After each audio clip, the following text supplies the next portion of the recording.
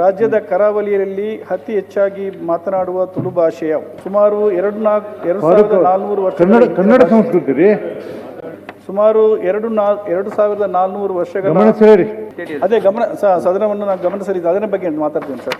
ಅದರ ಬಗ್ಗೆ ಹೇಳ್ತೇನೆ. 2400 ವರ್ಷಗಳ ಹಿಂದಿನ ಭಾಷೆಯಾಗಿದ್ದು ಸುಮಾರು ಲಕ್ಷಾಂತರ ಮಾತನಾಡುವ ಭಾಷೆಯಾಗಿರುವ ಈ ತುಳು ಭಾಷೆಯನ್ನು ನಮ್ಮ ರಾಜ್ಯದ 2ನೇ ಭಾಷೆಯನ್ನಾಗಿ ಮಾನ್ಯತೆ ಮಾಡಿ ಹಾಗೂ ಭಾರತ ಸಂವಿಧಾನದಲ್ಲಿ 8ನೇ ಪರಿಚ್ಛೇದದಲ್ಲಿ ಸೇರ್ಪಡೆ ಮಾಡಿ ಈ ಭಾಷೆಗೆ ಸೂಕ್ತ ಅಧಿಕೃತ ಸ್ಥಾನಮಾನ ನೀಡಬೇಕೆಂದು ಸದನದಲ್ಲಿ ನಾನು ಗಮನ ಸಲ್ಲಿಸುತ್ತೇನೆ. ಮಾನ್ಯ ಅಲ್ಲ ಮಾತಾಡಿ ಆಮೇಲೆ ಮಾತಾಡಿ.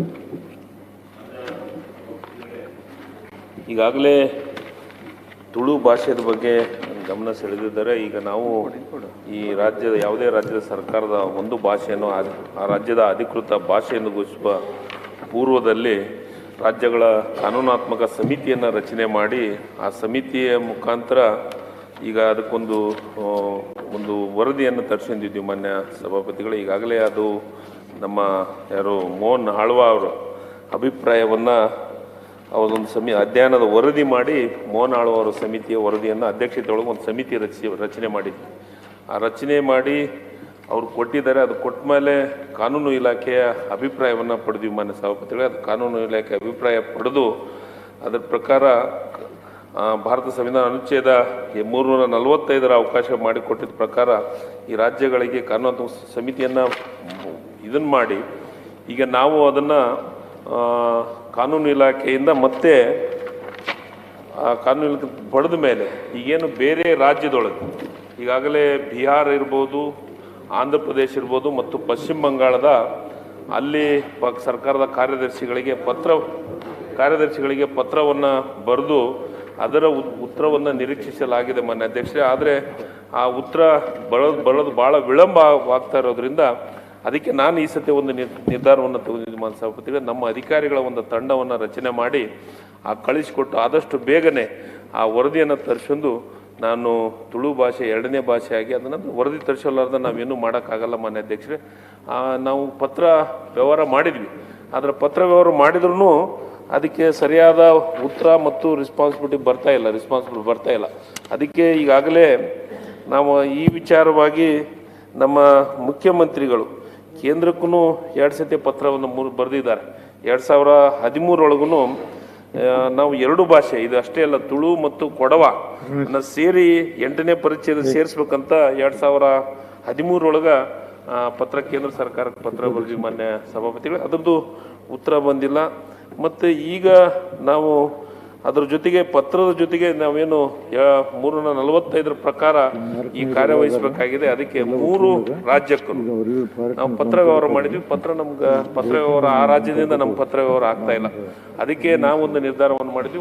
ನಮ್ಮ ಇಲಾಖೆಯ ಅಧಿಕಾರಿಗಳನ್ನೊಂದು ತಂಡವನ್ನು ಮಾಡಿ ಅವು 3 ರಾಜ್ಯಕ್ಕೆ ಕಳಿಸಿ ವರದಿಯನ್ನು ತೆಗೆದು ಆದಷ್ಟು ಬೇಗನೆ ಇದನ್ನು ಮಾಡಬೇಕಂತ ಆಸೆಯನ್ನು ಮಾಡ್ತೀನಿ ಮಾನ್ಯ ಅಧ್ಯಕ್ಷ. ಮಾನ್ಯ ಸಭಾಧ್ಯಕ್ಷರೇ, ಕರ್ನಾಟಕ ರಾಜ್ಯದ ತುಳು ಭಾಷೆಯು ನಮ್ಮ ರಾಜ್ಯದ 2ನೇ ಭಾಷೆಯನ್ನಾಗಿ ಮಾನ್ಯತೆ ನೀಡಬೇಕೆಂದು ನಾನು ಒಬ್ಬ ತುಳುವನಾಗಿ ಬಹಳ ಬಲವಾಗಿ ಸರ್ಕಾರವನ್ನು ಒತ್ತಾಯಿಸ್ತಿದ್ದೇನೆ. ತುಳು ಭಾಷೆ ಇದು ಮೂಲ ದ್ರಾವಿಡ ಭಾಷೆಗಳಲ್ಲಿ ಒಂದಾದ ಒಂದು ಸ್ವತಂತ್ರ ಲಿಪಿ ಇರುವಂಥ ಇಂಡಿಪೆಂಡೆಂಟ್ ಭಾಷೆ. ಪಂಚ ದ್ರಾವಿಡ ಭಾಷೆಗಳಲ್ಲಿ ಅದು ಒಂದಾದಂಥ ಮೊದಲ ಭಾಷೆಯಾಗಿದೆ. ತುಳು, ನಂತರ ತೆಲುಗು, ಕನ್ನಡ, ಮಲಯಾಳಂ, ಈ ಥರ ಸುಮಾರು 5 ಪಂಚಭಾಷೆ ಒಂದಾದಂತಹ ಈ ಭಾಷೆ ಸುಮಾರು ದಕ್ಷಿಣ ಕನ್ನಡ ಜಿಲ್ಲೆ ಮತ್ತು ಉಡುಪಿ, ಅದೇ ರೀತಿ ಉತ್ತರ ಕರ್ನಾಟಕದ ಕೆಲವು ಭಾಗ, ಜೊತೆಯಲ್ಲಿ ಈ ಕಡೆ ಚಿಕ್ಕಮಗಳೂರು, ಹಾಸನ, ಕೊಡಗು, ಅದು ಈ ಬಾರ್ಡರು. ಅದೇ ರೀತಿ ನಮ್ಮ ಕಾಸರಗೋಡು ಜಿಲ್ಲೆ ಕೇರಳದಲ್ಲಿ ಸುಮಾರು ಒಂದು 150 ಕಿಲೋಮೀಟ್ರ್ವರೆಗೆ, ಮಂಗಳೂರಿಂದ 150 ಕಿಲೋಮೀಟ್ರ್ ಅಪ್ ಟು ಕಣ್ಣೂರು ತನಕ ಈ ಭಾಷೆ ಮಾತನಾಡೋದು ಭಾಳ ಜನ ಇದ್ದಾರೆ. ಇದಲ್ಲದೆ ಮುಂಬೈ, ಡೆಲ್ಲಿ, ಬೆಂಗಳೂರಲ್ಲಿ ಕೂಡ ರಾಜ್ಯದ ಅಥವಾ ವಿಶ್ವದ ಇವನ್ US ಅಲ್ಲಿ ಕೂಡ ಹೈಯೆಸ್ಟು ಈ ಭಾಷೆಯನ್ನು ಮಾತನಾಡುವವರು ಭಾಳಷ್ಟು ಜನ ಇದ್ದಾರೆ. ಈ ಭಾಷೆಗೆ ಒಂದು 2ನೇ ಅಧಿಕೃತ ಭಾಷೆಯಾಗಿ ಮಾನ್ಯತೆ ನೀಡಬೇಕು ಅಂತ ಹೇಳಿ ಈ ಒಂದು ಹೋರಾಟ ಭಾಳ ವರ್ಷಗಳಿಂದ ನಡೀತಾ ಇದೆ. ಇವನ್ ಸದನದಲ್ಲಿ ಕೂಡ 2013 ನನ್ನ ಸೋದರವರು ಕಾಂಗ್ರೆಸ್ MLA ಆಗಿದ್ದಂಥ ಸಂದರ್ಭ ಕೂಡ ಈ ಸದನದಲ್ಲಿ ಇದನ್ನು ಪ್ರತಿಧ್ವನಿಸಿದ್ದರು. ಅಂದಿನಿಂದ ಬಹಳಷ್ಟು ಮೊಯ್ದೀನ್ ಬಾವರು ಹೌದು, ಅಂದಿನಿಂದ ಬಹಳಷ್ಟು ಈ ಹೋರಾಟಗಳು, ಪತ್ರ ಚಳವಳಿ ಮತ್ತು ಹೀಗೆ ಇತ್ತೀಚೆಗೆ ತಾನೇ ಮುಖ್ಯಮಂತ್ರಿಗಳು ಮಂಗಳೂರಿಗೆ ಹೋದಂಥ ಸಂದರ್ಭದಲ್ಲಿ ಕೂಡ ಅವರ ನೇತೃತ್ವದಲ್ಲಿ ಒಂದು ಸಭೆ ನಡೆಸಿ ಅವರಿಗೆ ಒಂದು ಮನವಿ ಕೂಡ ನೀಡಿತು. ಯಾಕೆಂದರೆ ಇದರಲ್ಲಿ ಈ ಭಾಷೆಯಲ್ಲಿ ಈ ಲಿಪಿ ಇದೆ. ತಾವು ನೋಡಬೇಕಾದ್ರೆ ಈ ಮೂಲ ಲಿಪಿ ಮಲಯಾಳಂ ಬಂದಂಥ ಈ ಲಿಪಿ ಇದನ್ನು ತಮಗೆ ಕೊಡ್ಬೋದು. ಸೊ ಈ ಥರ ಲಿಪಿ ಇದು ಒರಿಜಿನಲ್ ಲಿಪಿ ಇದು. ಇದ್ರ ಬಗ್ಗೆ ಏನೋ ತಾಳೆಬಾಡೆಗಳು ಅಂತಲ್ಲ, ತಾಳೆಬಾಲೆಗಳು ತಾಳೆಗಡಿಯ ತಾಳೆಬಾಡೆ, ಅದು ಕೂಡ ಧರ್ಮಸ್ಥಳ ಟೆಂಪಲಲ್ಲಿ ಮತ್ತು ಉಡುಪಿ ಮಠದಲ್ಲಿ ಕೂಡ ಈ ಹಿಂದೆ ಹಳೆಯ ಮನೆಗಳಲ್ಲಿ ಕೂಡ ಅಟ್ಟದಲ್ಲಿ ಹಿಂಗೆ ಇರ್ತಾರೆ. ಅದು ಸಾಕಷ್ಟು ಆ ಮ್ಯೂಸಿಯಮಲ್ಲಿ ಧರ್ಮಸ್ಥಳ ಈಗಲೂ ಕೂಡ ಮ್ಯೂಸಿಯಮಲ್ಲಿ ಇದೆ ಅದರ ಭಾಷೆ. ಏನಾಯ್ತು ಅಂದರೆ ಇದಕ್ಕೆ ಕರ್ನಾಟಕ ಅದು ಮೊದಲು ಈ ಭಾಷಾ ಪ್ರಾಂತ್ಯವರಾಯ್ತಲ್ಲ, ಭಾಷಾ ಪ್ರಾಂತ್ಯವರಾಗುವಾಗ ಕರ್ನಾಟಕ ಹೋಯಿತು, ಮಲಯಾಳಂ ಭಾಷೆ ಜಾಸ್ತಿ ಮಾತಾಗಿ ಕೇರಳ ಹೋಯಿತು, ಹಾಗೆ ತಮಿಳುನಾಡು ಮಾತನಾಡುವವರು ತಮಿಳು ರಾಜ್ಯಕ್ಕೆ ಹೋದರು, ತೆಲುಗು ಮಾತಾಡೋದು. ಈಗ ಭಾಷಾ ಪ್ರಾಂತ್ಯ ಹೊರದಾಗ ಈ ತುಳು ಭಾಷೆ ಏನಾಯಿತು, ಕರ್ನಾಟಕ ಮತ್ತು ಕೇರಳ ಡಿವೈಡ್ ಆದ ಸಂದರ್ಭದಲ್ಲಿ ಇದಕ್ಕೆ ಮನ್ನಣೆ ತಗಲಿಕ್ಕೆ ಅಲ್ಲಿ ಅದು ಉಳಿದಂಗೆ ಪರಿಸ್ಥಿತಿ ಬಂತದು.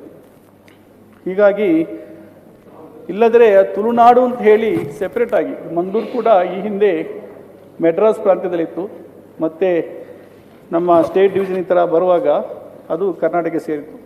ಅರ್ಧ ಭಾಗ ಕಾಸರಗೋಡು ಆ ಜಿಲ್ಲೆ ಕೇರಳಕ್ಕೆ ಹೋಯಿತು.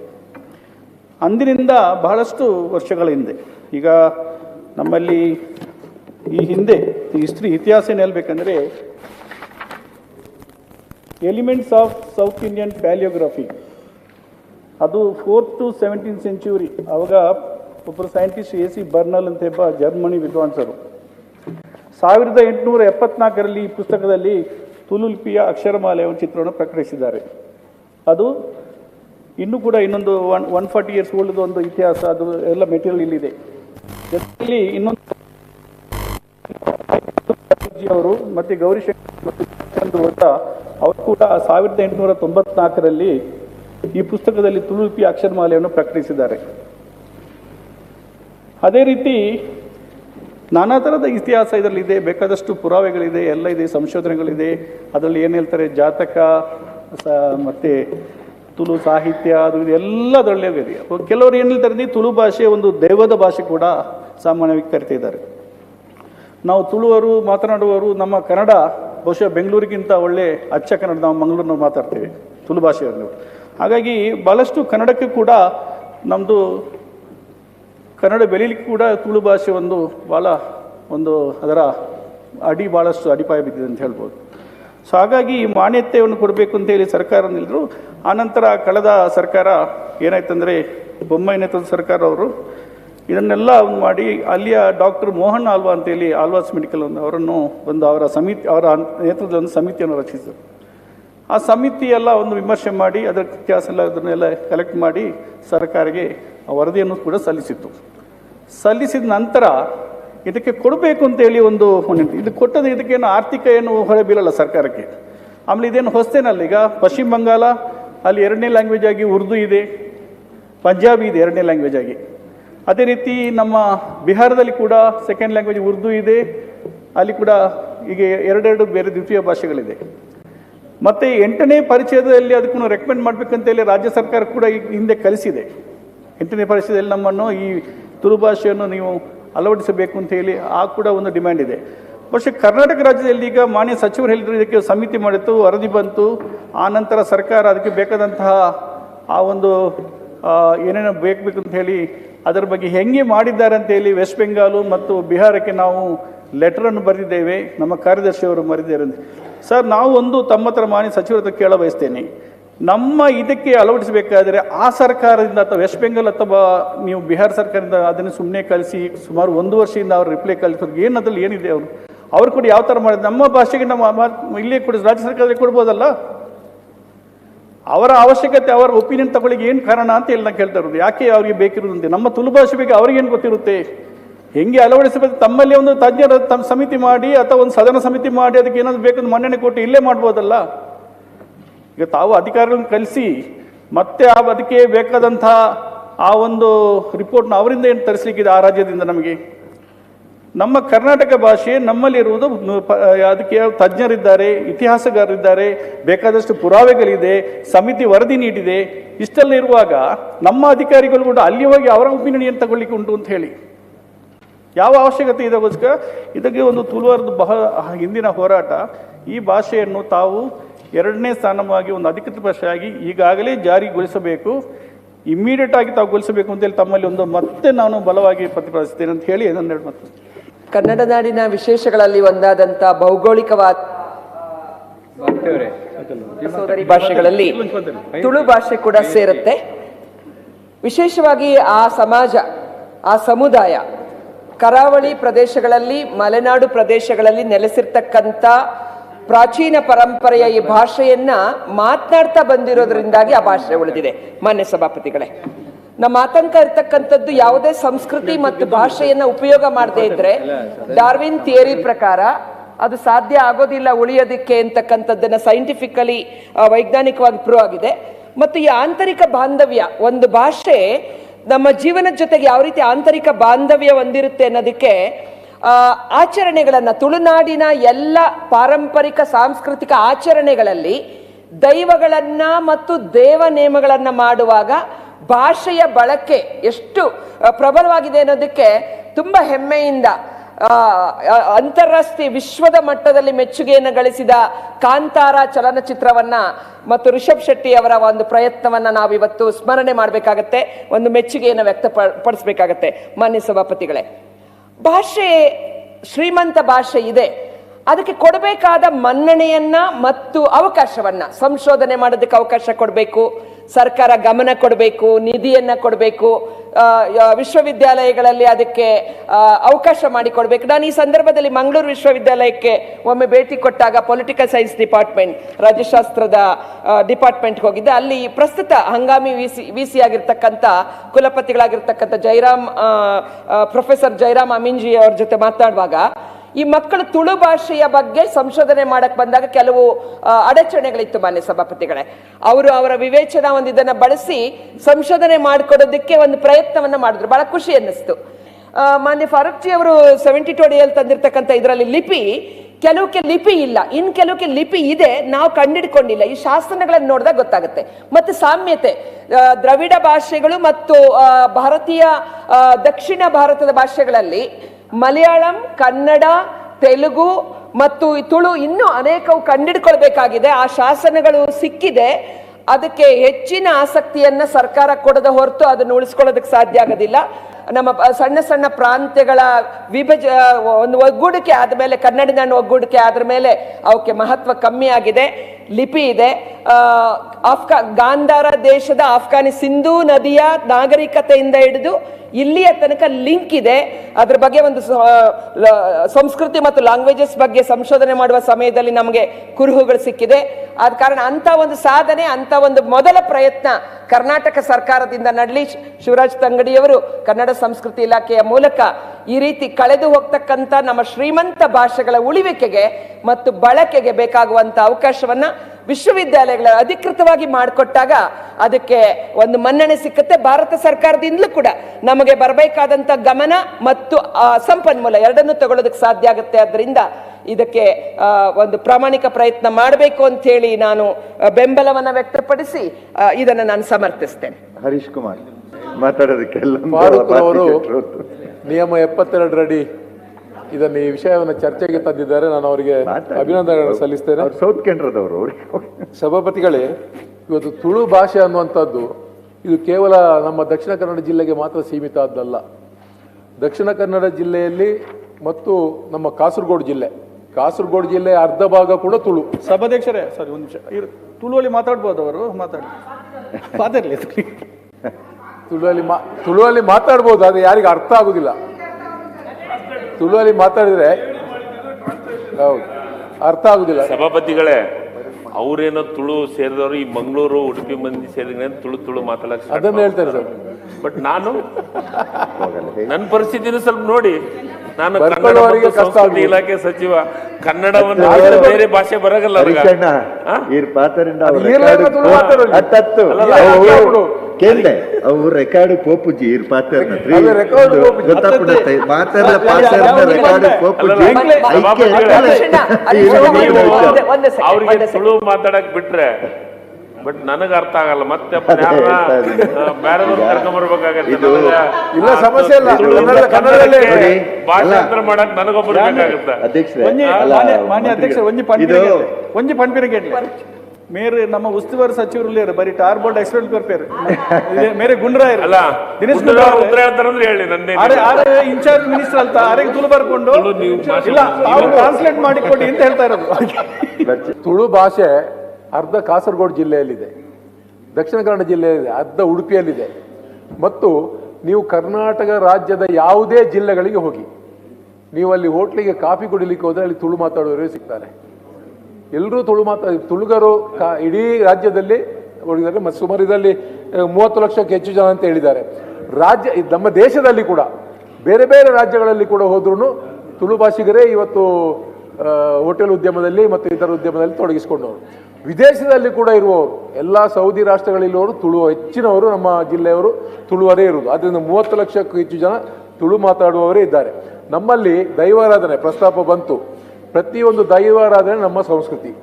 ಆ ದೈವಾರಾಧನೆಯ ಸಂದರ್ಭ ದೈವದ ನಾವು ಮುಖಾಂತರ ಮಾತನಾಡಬೇಕಾದ್ರೆ ತುಳುವಲ್ಲೇ ಮಾತಾಡೋದು, ಎಲ್ಲಿ ಕೂಡ ಬೇರೆ ಭಾಷೆಯಲ್ಲಿ ಮಾತಾಡಲಿಕ್ಕೆ ಆಗುವುದಿಲ್ಲ. ಅದು ಕೂಡ ತುಳುವಲ್ಲೇ ಮಾತನಾಡುವಂಥದ್ದು. ಮತ್ತು ತುಳುವಿಗೆ ಲಿಪಿ ಇದೆ, ತುಳುವಿಗೆ ಕೂಡ ಲಿಪಿ ಇದೆ. ಈ ತುಳು ಉಳಿಬೇಕು ಅನ್ನುವಂಥ ವಿಚಾರವಾಗಿ ಒಂದು 10 ವರ್ಷಗಳಿಗೆ ಹಿಂದೆ ಶ್ರೀ ಕ್ಷೇತ್ರ ಧರ್ಮಸ್ಥಳ ಧರ್ಮಾಧಿಕಾರಿಯವರು ವಿಶ್ವ ತುಳು ಸಮ್ಮೇಳನವನ್ನು ಆಯೋಜಿಸಿದರು ಉಜಿರೆಯಲ್ಲಿ. ಅದಕ್ಕೂ ಲಕ್ಷಾಂತರ ಜನ ತುಳುವವರೆಲ್ಲ, ಇಡೀ ನಮ್ಮ ಪ್ರಪಂಚದಲ್ಲಿರುವ ಎಲ್ಲ ತುಳುವರು ಕೂಡ ಹೆಚ್ಚಿನವರು ಬಂದು ಅದರಲ್ಲಿ ಭಾಗವಹಿಸಿದ್ದಾರೆ. ಯಾಕೆಂದರೆ ತುಳುವನ್ನು ಉಳಿಸಬೇಕು. ನಾವು ಮನೆಯಲ್ಲಿ ಕೂಡ ಹೆಚ್ಚಾಗಿ ತುಳುವನ್ನೇ ಮಾತಾಡ್ತೇವೆ. ಈ ಎಲ್ಲರೂ ನಮ್ಗೆ ಸ್ನೇಹಿತರು ಎಲ್ಲ ಹೇಳ್ತಾರೆ, 2 ಜನ ಮಂಗಳೂರಿನವರು ಸಿಕ್ಕಿದ್ರೆ ಅವರು ತುಳುವಲ್ಲೇ ಮಾತಾಡೋದು ನಮಗೇನು ಅರ್ಥ ಆಗುದಿಲ್ಲ ಅನ್ನುವಂಥದ್ದು. ಅಂದರೆ ಆ ಭಾಷೆ ಒಂದು ರೀತಿಯಲ್ಲಿ ಆ ಶೈಲಿ ಕೂಡ ಅದೇ ರೀತಿ ಇದೆ. ಆದ್ದರಿಂದ ಈ ತುಳು ಭಾಷೆಯನ್ನು ಉಳಿಸಬೇಕು ಮತ್ತು ಅದರ ನಮ್ಮ ರಾಜ್ಯದ 2ನೇ ಭಾಷೆಯನ್ನಾಗಿ ಮಾಡಬೇಕು ಮತ್ತು 8ನೇ ಪರಿಚಯದಲ್ಲಿ ಸೇರಿಸಬೇಕು. ಇದು ಇವತ್ತಿನ ಬೇಡಿಕೆ ಅಲ್ಲ, ಇವತ್ತು ನಿನ್ನೆ ಬೇಡಿಕೆ ಅಲ್ಲ. ಅನೇಕ ವರ್ಷಗಳಿಂದ ಇದು 8ನೇ ಪರಿಚಯದಕ್ಕೆ ಸೇರಿಸಬೇಕು ಅನ್ನುವಂಥ ಬೇಡಿಕೆ ಈ ನಮ್ಮ ತುಳುನಾಡಿನಲ್ಲಿ ವಿಧಾನಸಭೆಯಲ್ಲಿ ವಿಧಾನ ಪರಿಷತ್ನಲ್ಲಿ ಅನೇಕ ಸಲ ಪ್ರಸ್ತಾಪ ಆಗಿದೆ. ಆದ್ದರಿಂದ ನಾನು ಇವತ್ತು ಫಾರೂಕ್ ರವರು ಇದನ್ನು ತಂದಿದ್ದಾರೆ, ಸಮಯೋಚಿತವಾಗಿದೆ. ಇದನ್ನು ಸರ್ಕಾರ ಗಂಭೀರವಾಗಿ ಪರಿಗಣಿಸಬೇಕು, 2ನೇ ಭಾಷೆಯಾಗಿ ಘೋಷಿಸಬೇಕು ಮತ್ತು 8ನೇ ಪರಿಚಯಕ್ಕೆ ಸೇರಿಸಬೇಕು ಅಂತೇಳಿ ತಮ್ಮಲ್ಲಿ ನಾನು ಕಳಕಳಿಗೆ ವಿನಂತಿ. ಈ ಒಂದು ಗಮನ ಸೆಳೆಯುವಂಥ ವಿಷಯವನ್ನು ತಂದಿರುವುದು ಬಹುಶಃ ಪಶ್ಚಿಮ ಘಟ್ಟದ ಕೆಳಗೆ ವಾಸಿಸುವಂಥ ಎಲ್ಲ ತುಳುವರಿಗೆ ಬಹಳ ಸಂತೋಷವನ್ನು ತಂದಿರುವಂಥದ್ದು. ದಕ್ಷಿಣ ಕನ್ನಡ ಜಿಲ್ಲೆ ಉಡುಪಿ ಪಶ್ಚಿಮ ಘಟ್ಟದ ಕೆಳಗಿನ ಭಾಗದ ಜನರು ಮಾತ್ರ ಅಲ್ಲದೆ ಇವತ್ತು ವ್ಯವಹಾರಕ್ಕಾಗಿ ಬದುಕಿಗಾಗಿ ಘಟ್ಟವನ್ನು ಹತ್ತಿ ಮೇಲೆ ಬಂದಂಥವ್ರು, ಶೃಂಗೇರಿ ಆಗಿರ್ಬೋದು, ಸಾಗರ ಆಗಿರ್ಬೋದು, ಅಥವಾ ತೀರ್ಥಹಳ್ಳಿ, ಆಮೇಲೆ ಕೊಡಗು, ಆಮೇಲೆ ಚಿಕ್ಕಮಗಳೂರು, ಶೃಂಗೇರಿ ಎಲ್ಲ ಭಾಗಗಳಲ್ಲಿ ಮಾತ್ರ ಅಲ್ಲದೆ ಇಡೀ ಕರ್ನಾಟಕದ ಎಲ್ಲ ಕಡೆ ಕೂಡ ತುಳುನಾಡಿನ ಜನರು ವ್ಯವಹಾರವನ್ನು ಮಾಡ್ತಾ ಆ ಭಾಗದಲ್ಲೆಲ್ಲ ತುಳುವನ್ನು ಕಲಿಸಿಕೊಡುವಂಥ ಒಂದು ಉತ್ತಮ ಕೆಲಸ ಆಗಿದೆ. ಬಹುಶಃ 15ನೇ ಶತಮಾನದಲ್ಲಿ ತುಳು ಲಿಪಿ ಮತ್ತು ತುಳು ಭಾಷೆ ಇದನ್ನು ಇರುವಂಥದ್ದು ನಮ್ಮ ಇವತ್ತು ಧರ್ಮಸ್ಥಳದ ಮ್ಯೂಸಿಯಂನಲ್ಲೂ ಕೂಡ ನಾವು ಕಾಣಲಿಕ್ಕೆ ಸಿಗುವಂಥದ್ದು. ಇಷ್ಟೇ ಮಾತ್ರ ಅಲ್ಲ, ಮಲಯಾಳಂ ಭಾಷೆ ಲಿಪಿ ಪ್ರಾರಂಭವಾದದೇ ತುಳು ಲಿಪಿಯನ್ನು ಅನುಸರಿಸಿ ಅನ್ನೋ ಕೂಡ ಉಲ್ಲೇಖ ಇದೆ. ನಾನು ವಿನಂತಿ ಮಾಡೋದು ಸರ್ಕಾರಕ್ಕೆ, ಬಹುಶಃ ಇದರಲ್ಲಿ ಯಾರ್ದು 2 ಮಾತಿಲ್ಲ. ತುಳು ಮಾತಾಡೋದ್ರಲ್ಲಿ ಮತ್ತು ತುಳುವಿಗೆ ಧರ್ಮ ಇಲ್ಲ, ತುಳುವಿಗೆ ಜಾತಿ ಇಲ್ಲ. ಈ ಪಶ್ಚಿಮ ಘಟ್ಟದ ಕೆಳಗಿನಲ್ಲಿ ಇರುವಂಥ ಎಲ್ಲರೂ ಕೂಡ ವ್ಯಾವಹಾರಿಕವಾಗಿ ಇಲ್ಲಿ ಹೇಗೆ ಕನ್ನಡವನ್ನು ವ್ಯಾವಹಾರಿಕವಾಗಿ ಮಾತಾಡ್ತಾರ, ಅಲ್ಲಿ ಎಲ್ಲ ಧರ್ಮದವರು, ಎಲ್ಲ ಜಾತಿಯವರು ಎಲ್ಲರೂ ಕೂಡ ತುಳು ಭಾಷೆಯನ್ನು ಮಾತಾಡುವುದನ್ನು ಮಾಡುವಂಥದ್ದು ವ್ಯವಸ್ಥೆ ಇದೆ. ನೀವು ಮೀನು ಮಾರ್ಕೆಟ್ಗೆ ಹೋಗಿ ತುಳು ಮಾತಾಡಬೇಕು, ರಿಕ್ಷಾ ಡ್ರೈವರ್ ಹತ್ರ ಹೋಗಿ ತುಳು ಗೊತ್ತಿರಬೇಕು, ಅಂಗಡಿಗೆ ಸಾಮಾನು ತರಲಿಕ್ಕೆ ಹೋಗಿ ಅಲ್ಲೂ ತುಳು ಮಾತಾಡೋದು. ಈ ರೀತಿ ಒಂದು ಜಾತ್ಯತೀತೆಯ ಒಂದು ಭಾಷೆಯ ರೀತಿಯಲ್ಲಿ ಬಿಂಬಿಸುವಂಥದ್ದು ತುಳು. ಅದೇ ರೀತಿ ಕೊಡವ ಆಗಿರ್ಬೋದು, ಕೊಂಕಣಿ ಭಾಷೆ ಆಗಿರ್ಬೋದು. ನಾನು ವಿನಂತಿ ಮಾಡೋದು, ಇದು ಏನು ತಾವು ಸರ್ಕಾರದ ಮೋಹನ್ ಆಳ್ವ ಅವರ ಸಮಿತಿಗೆ ಏನು ವಹಿಸಿ ಅವರ ರಿಪೋರ್ಟ್ ಬಂದಿದೆ ಅಂತ ಹೇಳ್ತೀರಿ, ಒಂದು ಯಾಕೆ ನಿಮ್ಗೆಲ್ಲರಿಗೂ ಗೊತ್ತಾಗುತ್ತೆ, ಅವ್ರು ಹೇಳಿದ್ರೆ ನಮ್ಗೆ ಅರ್ಥ ಆಗುದಿಲ್ಲ ಅಂತ ಒಂದು ಸದನ ಸಮಿತಿಯನ್ನ ರಚನೆ ಮಾಡಿ ಇದ್ರ ಬಗ್ಗೆ ಒಂದು ಅಧ್ಯಯನ ಕೂಡ ಈಗ ಅನೌನ್ಸ್ ಮಾಡಿದ್ರೆ ಬಹಳ ಸಂತೋಷ. ಅನೌನ್ಸ್ ಮಾಡ್ಲಿಕ್ಕೆ ಆಗುದಿಲ್ಲ, ಅದು ಕೇಂದ್ರ ಸರ್ಕಾರಕ್ಕೆ ಹೋಗ್ಬೇಕು, ಅಲ್ಲಿಂದ ಪಾಸ್ ಆಗಿ ಬರಬೇಕು, ಗೊತ್ತಿದೆ. ಆದ್ರಿಂದ ನನ್ಗೆ ಅನ್ಸೋದು ಕೇವಲ ನೀವು ಮಾತಾಡಿದ್ರೆ ಅರ್ಥ ಆಗಲ್ಲ, 2-3-4 ಜನ ಇದ್ದಲ್ಲ, ಇದು ಎಲ್ಲರಿಗೆ ಪಸರಿಸಬೇಕಾದ್ರೆ ಇದರ ಸೊಬಗು, ಇದರ ಚೆಲುವು ಎಲ್ಲ ಅರ್ಥ ಆಗ್ಬೇಕಾದ್ರೆ ಒಂದು ಸದನ ಸಮಿತಿಯನ್ನು ರಚನೆ ಮಾಡಿ ಇದ್ರ ಬಗ್ಗೆ ಒಂದು ಓಡಾಟ ಮಾಡಿದ್ರೆ ಆ ತುಳುವಿನ ಚಂದ ನಿಮ್ಗೆಲ್ಲರಿಗೂ ನೋಡ್ಲಿಕ್ಕೆ ಸಿಗುತ್ತೆ ಅಂತ ಹೇಳಿ ಈ ಒಂದು ಪ್ರಸ್ತಾವನೆಗೆ ನಾನು ಬಹಳ ಹರ್ಷದಿಂದ ಅನುಮೋದಿಸ್ತೇನೆ. 2 ನಿಮಿಷ ಇರೆಗು ಪಾತೆರ್ರ ಅವಕಾಶ ಮಲ್ತು ಕೊರ್ತಿನ ಸಭೆತ್ತ ಗುರುಕಾರ ಮೇರೆಗೆ ಎನ್ನ ಸೊಲ್ಮೇಲು ನೋಡಿ ನಾನು ಹೇಳ್ತಾ ಇದ್ದೇನೆ ಮಾತನಾಡಲು ಅವಕಾಶ ಮಾಡಿಕೊಟ್ಟ ಗುರಿಕಾರರು ಸಭಾಪತಿಗಳಿಗೆ ಧನ್ಯವಾದಗಳು. ಹಲವು ಭಾಷೆ ನುಡಿ ಲಿಪಿಗಳ ತೋಟ, ಹಲವು ಪಂಥ ಮತಗಳ ರಸದೂಟ, ಕಾಣಲು ಕಾಮನ ಬಿಲ್ಲಿನ ನೋಟ, ಬಗೆ ಬಗೆ ಸಂಕುಲವು ನಮ್ಮಿ ತಾಯ್ನೆಲವು. ಇದನ್ನ ಪ್ರಸ್ತಾಪ ಮಾಡಿದವರು ಮನೆಯಲ್ಲಿ ಮಾತನಾಡುವ ಭಾಷೆ ಬ್ಯಾರಿ ಭಾಷೆ, ನಾನು ಮನೆಯಲ್ಲಿ ಮಾತನಾಡುವ ಭಾಷೆ ಕೊಂಕಣಿ, ಹರೀಶರು ಮಾತನಾಡುವ ಭಾಷೆ ತುಳು.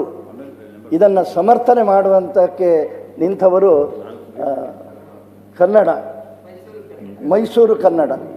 ನನ್ನ ಮನಸ್ಸಿನ ಭಾವನೆ ಏನು ಅಂತ ಹೇಳಿ ಕೇಳಿದರೆ 20-25 ವರ್ಷಗಳಿಂದ ಎಷ್ಟೆಷ್ಟೋ ಪ್ರಯತ್ನಗಳಾಗಿ ಇವತ್ತಿನವರೆಗೂ ಇದಕ್ಕೆ ಆ 8ನೇ ಪರಿಚ್ಛೇದದಲ್ಲಿ ಯಾಕೆ ಸ್ಥಾನಮಾನ ಸಿಗುವುದಕ್ಕೆ ಕಾರಣ ಏನು ಅಂತ ಹೇಳುವಂಥದ್ದನ್ನು ಸಚಿವರು ಹೇಳಬೇಕು. ಏನು ಪ್ರೊಸೀಜರಲ್ ಆಸ್ಪೆಕ್ಟ್ ಏನು, ಸುಮ್ಮನೆ ಎಲ್ಲದಕ್ಕೆ ಹೇಳಿದಾಗೆ ಕೇಂದ್ರವನ್ನು ತೋರಿಸಿ ನಿಮ್ಮ ಜವಾಬ್ದಾರಿಯನ್ನು ಬೇರೆ ಎಲ್ಲ ವಿಷಯಕ್ಕಿರಲಿ, ಅದು ಹೇಗಿದ್ರು ಅದನ್ನು ನೀವು ಹೇಳ್ತೀರಿ. ಇದಕ್ಕೂ ಅದನ್ನೇ ಒಂದು ಎಂದದು, ಯಾಕೆಂದರೆ ಇಷ್ಟು ಸಮಯದಿಂದ ಈಗ ಆಳ್ವರಿಂದ ಸಮಿತಿ ಆಗಿದೆ, ಯಾಕೆ 8ನೇ ಪರಿಚ್ಛೇದಕ್ಕೆ ಒಂದು ಭಾಷೆ ಸೇರಬೇಕು ಅಂತ ಹೇಳಿ ಆದರೆ ಏನೆಲ್ಲ ಅದೆಲ್ಲ ಬಹುಶಃ ರಾಜ್ಯ ಸರ್ಕಾರವೇ ಮಾಡಬಹುದು ಅಂತ ಹೇಳಿ ನನ್ನ ಭಾವನೆ. ಸಮಿತಿ ರಚನೆ ಆಗಿದೆ, ಸಮಿತಿಯ ಮೂಲಕ ಹೌದು ಆ ದೃಷ್ಟಿಯಲ್ಲಿ ಒಂದು ಸ್ಥಾನಮಾನ ಕೊಡುವ ದೃಷ್ಟಿಯಲ್ಲಿ ಮಾಡಬೇಕು ಅಂತ ಹೇಳೋ ವಿನಂತಿ ಮಾಡ್ತಾ, ನಾನು ನನ್ನ ಸಣ್ಣ ಅನುಭವದಲ್ಲಿ ಹೇಳ್ತೇನೆ, ಇವತ್ತು ದಕ್ಷಿಣ ಕನ್ನಡದಲ್ಲಿ ಈ ರೀತಿಯಲ್ಲಿ ಒಂದು ವಿಶೇಷವಾದ ಪ್ರಯತ್ನ ಮಾಡದಿದ್ದರೆ ಆ ಭಾಷೆಯಲ್ಲಿ ನಿಜವಾಗಿ ಬಹಳ ಸೌಂದರ್ಯ ಇದೆ. ನಾವು ದಿನನಿತ್ಯ ಮಾತನಾಡುವ ಭಾಷೆಗಿಂತಲೂ ಈ ದೈವಾರಾಧನೆಯ ಭಾಷೆ, ಅದಕ್ಕಿಂತ ಹೆಚ್ಚಿಗೆ ನೀವು ಎಲ್ಲಾದರೂ ಅಲ್ಲಿಯ ಕಾರ್ಯಕ್ರಮಗಳು ಆದರೆ ಅಲ್ಲಿಯ MC ಸಭಾ ರೂಪಣೆ ಮಾಡುವಂಥವರು ಅವರು ಮಾತನಾಡುವ ತುಳುವಿನ ಆ ಸೊಬಗನ್ನು ನೋಡಿದರೆ ನಮಗೆ ಕೆಲವು ಶಬ್ದಗಳು ಅರ್ಥ ಆಗುವುದಿಲ್ಲ. ಹೆದರಿಕೆ ಏನು ಅಂತ ಹೇಳಿ ಕೇಳಿದರೆ, ಈಗ ಭತ್ತದ ಕೃಷಿ ಹೋಗಿದೆ, ಹೆಚ್ಚು ಕಡಿಮೆ ಎಲ್ಲರೂ ಅಲ್ಲಿ ಅಡಿಕೆ ತೋಟಕ್ಕೆ ಬರ್ತಾ ಇದ್ದಾರೆ. ಭತ್ತದ ಕೃಷಿಯ ಜೊತೆಗೆ ಇರುವಂತಹ ತುಳುವಿನ ಸಾಕಷ್ಟು ಶಬ್ದಗಳಿದ್ದಾವೆ. ಇವತ್ತು ನಮ್ಮ ಮಕ್ಕಳಿಗೆ ಆ ಭಾಷೆಗಳ ಆ ಶಬ್ದಗಳೇ ಇವತ್ತು ಮರೆತು ಹೋಗುವಂತಹ ರೀತಿಯಲ್ಲಿ, ಯಾವ ರೀತಿಯಲ್ಲಿ ಪಾಡ್ದನಗಳು ಬೇರೆ ಬೇರೆ ರೀತಿಯಲ್ಲಿ. ಈ ಹಿನ್ನೆಲೆಯಲ್ಲಿ ಈ ಭಾಷೆಗೆ ಒಂದು ಸ್ಥಾನಮಾನ ಕೊಟ್ಟಾಗ, ಮತ್ತು ಇದು ಎಲ್ಲರ ಮನಸ್ಸಿನ ಒಂದು ಭಾವನೆ, ಅಲ್ಲಿ ತುಳುನಾಡಿನ ಭಾವನೆ, ಇದಕ್ಕೊಂದು ಯಾಕೆ ಆಗುವುದಿಲ್ಲ ಅಂತ ಹೇಳುವಂತಹ ಇದಕ್ಕೆ ಸಚಿವರಿಂದ ನಾನು ಉತ್ತರ ಬಯಸ್ತೇನೆ. ಈ ತುಳು ಭಾಷೆಗೆ ಒಂದು ವಿಶೇಷ ಸ್ಥಾನಮಾನವು ಸಿಗುವ ರೀತಿಯಲ್ಲಿ ಸರ್ಕಾರ ಒಂದು ಇಚ್ಛಾಶಕ್ತಿಯನ್ನು ತೋರಿಸಬೇಕು. ಇದಕ್ಕಿರುವಂತಹ ಏನು ಸಮಸ್ಯೆ ಅಂತ ಹೇಳುವಂಥದ್ದನ್ನು ನಮಗೆ ತಿಳಿಸಬೇಕು ಅಂತೇಳಿ ನಾನು ತಮ್ಮ ಮೂಲಕ ಸಚಿವರಲ್ಲಿ. ಮಾನ್ಯ ಉಪಸಭಾಪತಿಗಳೇ, ಎಲ್ಲ ಫರೂಕ್ ಅವರು, ತೇಜಸ್ವಿ ಮೇಡಮ್ ಅವರು ಮತ್ತು ನಮ್ಮ ಹರೀಶ್ ಅವರು ಮತ್ತು ಪ್ರತಾಪ್ ನಾಯ್ಕ್ ಅವರು, ಭಾರತಿ ಶೆಟ್ಟಿ ಮೇಡಮ್ ಅವರು, ಇವರೆಲ್ಲರೂ ಹೇಳಿದರು.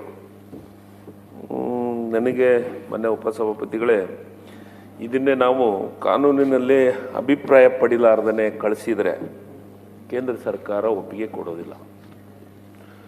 ನಾವು ಯಾವ ರಾಜ್ಯ, ಇಡೀ ದೇಶದೊಳಗೆ, ಒಂದು ಸೆಕೆಂಡ್ ಸರ್, ನಾನು ಮಾತಾಡಿದ ಮತ್ತೆ ಕೇಳಿ ಸರ್, ಮತ್ತೆ ಹೇಳ್ತೀನಿ. ಒಂದು ಸೆಕೆಂಡ್, ಅದೇ ಸರ್, ಅದನ್ನೇ ಅಲ್ಲ, ಇಲ್ಲಿ ನಾನು 8ನೇ ಪರಿಷತ್ ಅದು ಸೆಕೆಂಡ್ರಿ, ಅದು ಸೆಂಟ್ರಲ್ ಗವರ್ಮೆಂಟ್ ಅಲ್ಲ. ತಾವು ಇದಕ್ಕೆ ಸರ್ ಈಗ 2ನೇ ಭಾಷೆದ ಆದ್ಮೇಲೆ 8ನೇ ಪರಿಚ್ಛೇದಕ್ಕೆ ಹೋಗ್ತೀನಿ, ಆಮೇಲೆ ಹೋಗ್ತೀನಿ ಅದು. ಸರಿ, ಈಗ ಕಾನೂನು ಇಲಾಖೆ ಒಳಗೆ ಒಂದು ಅಭಿಪ್ರಾಯವನ್ನು ಕೊಟ್ಟಿದ್ದಾರೆ. ಈ ದೇಶದೊಳಗೆ 3-4 ರಾಜ್ಯದೊಳಗೆ 1ನೇ ಭಾಷೆ ಮತ್ತು 2ನೇ ಭಾಷೆ ಅಂತ ಇದೆ. ಉದಾಹರಣೆ, ಆಂಧ್ರದೊಳಗೆ ತೆಲುಗು ಭಾಷೆ ಮತ್ತು ಉರ್ದು ಭಾಷೆ, ಹಿಂದಿ ಭಾಷೆನೂ ಅಲ್ಲೇ ಮೆನ್ಷನ್ ಆಗಿದೆ. ಬಿಹಾರದೊಳಗೆ ಬಿಹಾರಿ ಅಂತ ಒಂದು ಭಾಷೆ ಇದೆ, ಅಲ್ಲಿ ಹಿಂದಿ ಮಾತಾಡ್ತಾರೆ, ಹಿಂದಿ ಆದಾಗಲೇ ಬಿಹಾರಿ ಭಾಷೆ ಮಾತಾಡ್ತಾರೆ. ಪಶ್ಚಿಮ ಬಂಗಾಳದೊಳಗಿದೆ. ಇವು 3-4 ರಾಜ್ಯದೊಳಗೆ 2ನೇ ಭಾಷೆ ಅಂತ ಇದೆ. ಆ 2ನೇ ಭಾಷೆಯನ್ನು ಯಾವ ರೀತಿ ಮಾಡಿದ್ದಾರೆ ಅನ್ನೋದನ್ನು ತಿಳ್ಕೊಳ್ಳೋ ಸಲ, ಯಾಕಂದರೆ ನಮ್ಮಲ್ಲಿ ಕರ್ನಾಟಕದಲ್ಲಿ ಒಂದೇ ಭಾಷೆ ಇರೋದು ಕನ್ನಡ ಮಾತ್ರ. ಇವರೆಲ್ಲರ ಅಭಿಪ್ರಾಯದಂತೆ ಮೋಹನ್ ಆಳವರು ಒಂದು ಸಮಿತಿ ಮಾಡಿದ್ರು. ಆ ಸಮಿತಿ ಎಲ್ಲ ವರದಿಯನ್ನು ಕೊಟ್ಟ ಮೇಲೆ ಕಾನೂನು ಇಲಾಖೆಗೆ ನಾವು ಕೊಟ್ಟದ್ನಾಗ ಕಾನೂನು ಇಲಾಖೆಯಿಂದ ಒಂದು ಅಭಿಪ್ರಾಯ ಬಂತು. ಬೇರೆ ರಾಜ್ಯದೊಳಗೆ 2ನೇ ಭಾಷೆಯನ್ನು ಯಾವ ರೀತಿ ಮಾಡಿದ್ದಾರೆ, ಏನೇನು ಅದಕ್ಕೆ ಸಂಬಂಧಪಟ್ಟಿದ್ದು ಇದಾವೆ, ಅದ್ರ ಬಗ್ಗೆ ಅಧ್ಯಯನ ಮಾಡಿ ಅದಕ್ಕೆ ವರದಿ ಕೊಡಿ ಅಂತ ನಾವು ಅಲ್ಲಿ ಕಾರ್ಯದರ್ಶಿಗಳಿಗೆ ನಮ್ಮ ರಾಜ್ಯದಿಂದ ಪತ್ರ ವ್ಯವಹಾರವನ್ನು ಮಾಡಿದ್ವಿ. ಆ ಪತ್ರ ವ್ಯವಹಾರವನ್ನು ಮಾಡಿದೊತ್ತಿನೊಳಗೆ ಮೊನ್ನೆ ಉಪಸಭಾಪತಿಗಳೇ ಪತ್ರ ವ್ಯವಹಾರವನ್ನು ಮಾಡಿದ್ವಿ. ಅಲ್ಲಿ ಆ ಕಾರ್ಯದರ್ಶಿಗಳಿಗೆ ಪತ್ರ ಬರೆದ್ವಿ, ಫೋನಿನ ಮುಖಾಂತರ ನಮ್ಮ ಕಾರ್ಯದರ್ಶಿಗಳು ಮಾತಾಡಿದರು, ನಮ್ಮ ಸಂಬಂಧಪಟ್ಟಂಥ ಅಧಿಕಾರಿಗಳು ಮಾತಾಡಿದ ಮೇಲೆ ಇವತ್ತಿನವರೆಗೂ ನಾವು ಕೊಡ್ತಾ ಇದ್ದೀವಿ ಅಂತ ಉತ್ತರ ಹೇಳ್ತಾ ಇದ್ದಾರೆ ವಿನ ಅವರು ಸರಿಯಾದ ಮಾಹಿತಿಯನ್ನು ನಮಗೆ ಕೊಡ್ತಾ ಇಲ್ಲ.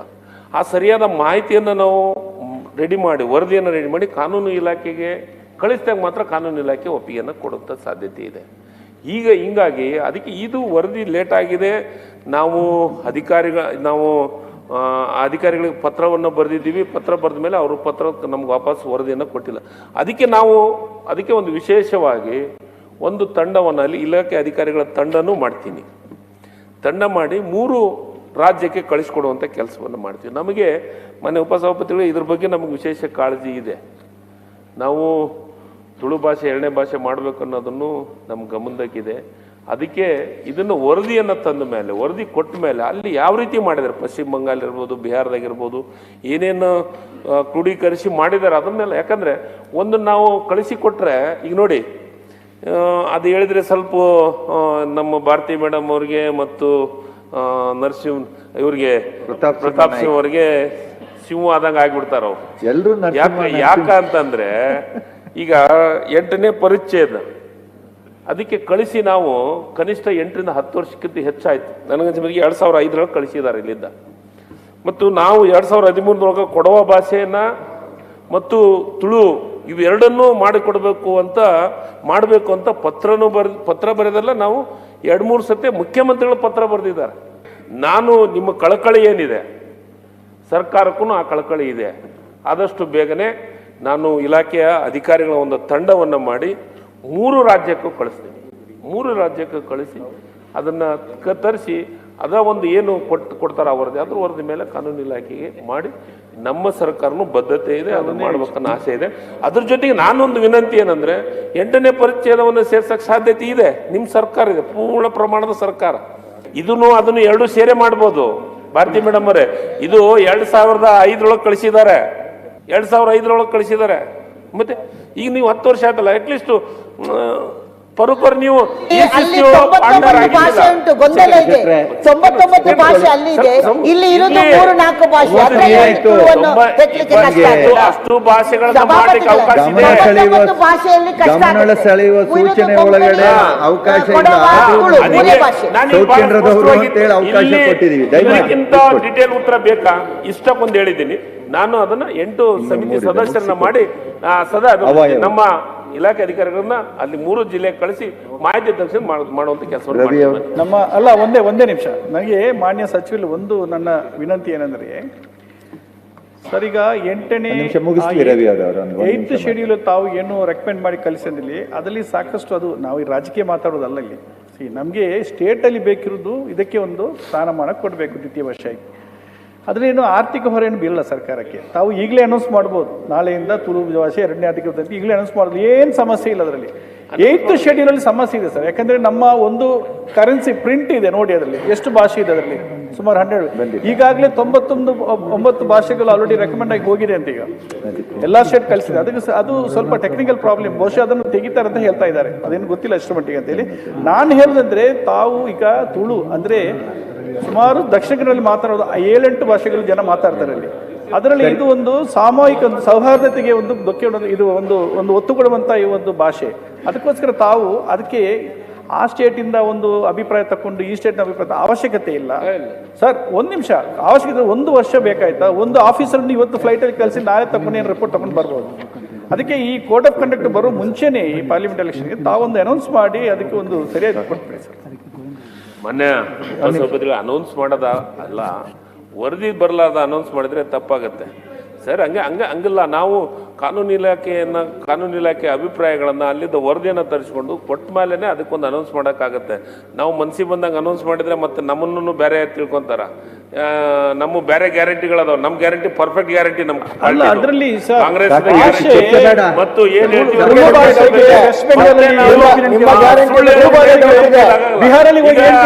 ನೀವು